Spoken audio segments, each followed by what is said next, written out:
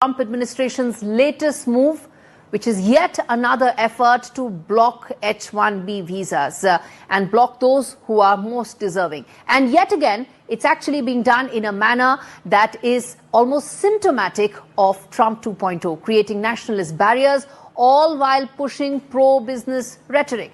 Now, what has happened is, after hiking fees, increasing scrutiny, there's yet another layer of uncertainty that is being added. And this time around, LinkedIn accounts of candidates are being screened. Ostensibly, candidates' profiles will be screened and vetted for those, and red flags will be raised for those whom they find have curbed freedom of speech. And anyone or their families found to be curbing the same will not get an H-1B visa. Let's get in Rohit Sharma, who's an immigration expert, for a quick update on how much of an impact this will be. Now, Rohit, there have already been multiple efforts by the Trump administration in the past, repeated screening, additional provisions being added, fees being increased. But this level of scrutiny that they're adding just makes H-1B visas much, much tougher than what it is right now.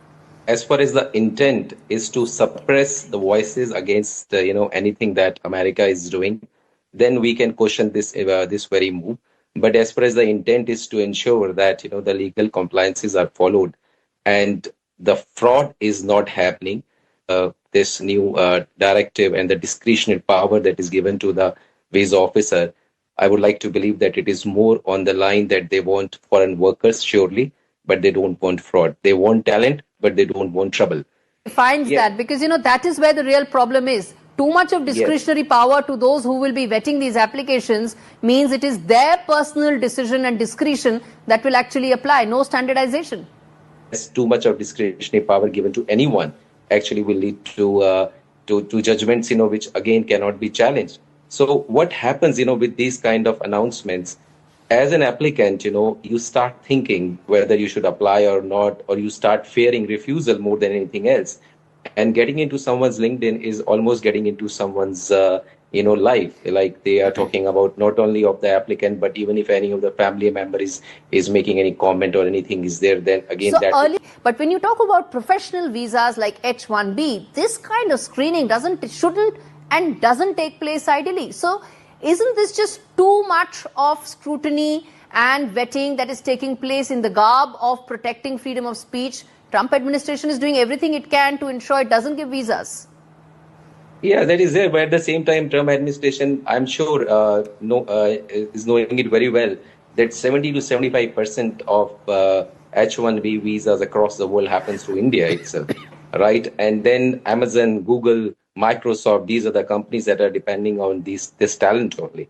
So it is good for companies, that are shell companies or the people who are applying, through legal and illegal routes just to enter US.